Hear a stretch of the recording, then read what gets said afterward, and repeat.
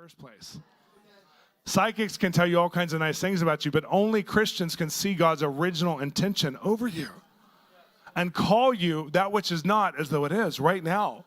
Treat you in a heart culture of your true eternal form as if you're completely worthy today, even if you're completely off track. Jesus treated everyone around them like they were in their fully redeemed form.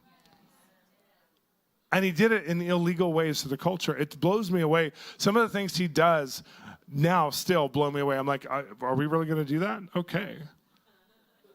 I went out to dinner with a group of billionaires, and which isn't common for me. It sounds like I would go to dinner with a group of billionaires. You know, I was like in shock going, I'm with these people right now, and they're like interested in me, and I have no idea why. This is totally a Holy Spirit moment.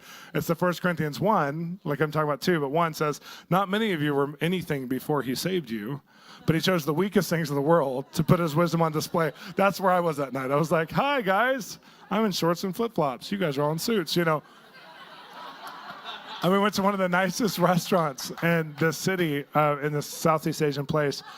And one of them, he knows me, and he wanted to see what would happen if he brought some of his friends together, just see if God would show up. But there was no pressure. There was no performance on me. He just was like, I love the way you love. I'm going to bring some people I know who are Christians but aren't really practicing. And so one of the couples actually had built a multi-million-dollar church out of obligation because they felt that's what you're supposed to do as religious people.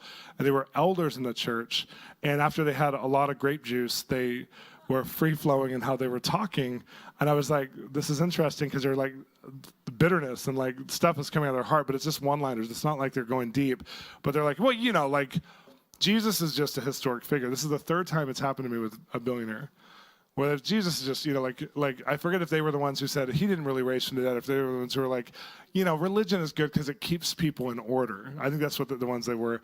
And the guy has a degree in theology as well as a PhD in business and has built a multi-million-dollar church out of his wealth. He doesn't believe in Jesus. So I'm sitting there, and I knew I couldn't argue, and I just thought, this is why I'm here.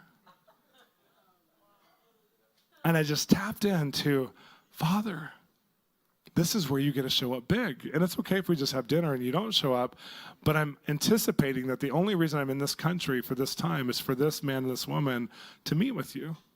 So what do you want to do? And he said, he has a 16-year-old daughter. This is her name. And I got a complete download, not just like the name, not just that he's a daughter. I could see the daughter. I could feel the daughter. I could feel she's at war in herself with her purpose. She has purpose depression. All of her friends are like flying in their purpose. They have huge sense of self and destiny. And she's completely confused. And I could feel the father going, ooh, I'm going to fix this. I have a plan for her life. It's like this neurology, you know, going back and forth, but it's spirituality, the Spirit of God coming back and forth from his mind to my spirit, to his mind to my spirit. And I'm like, I know her. I feel like I've been friends with her all my life. I feel like it's just this weird feeling, you know. And all of a sudden I go, I don't know how to answer you, but I know about your daughter. This is her name, and she's 16 years old. Is that true? And he said, yes.